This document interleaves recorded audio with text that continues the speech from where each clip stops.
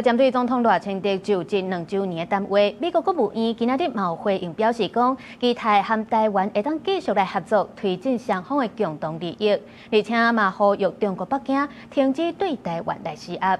那國民黨主席鄭麗文昨是喺中常會罵25分鐘久，批評賴清德上任以來表示憲政造成嚴重的朝野對立，也閣質疑賴清德遵守憲法決心的講法。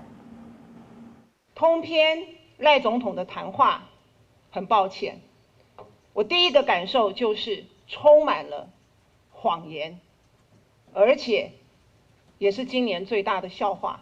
替賴總統就職2週年剛過，國民黨主席鄭麗文嚴厲批評25分鐘，也講甲長刀啊，批評賴總統就任以來藐視憲政，造成嚴重的朝野對立，更加質疑賴總統遵守憲法決心的講法。請問民進黨什麼時候下架台獨黨綱？請問賴清德總統什麼時候廢止你們的正常國家決議文？請問我們的總統，你到底是效忠中華民國憲法，還是效忠台灣國憲法？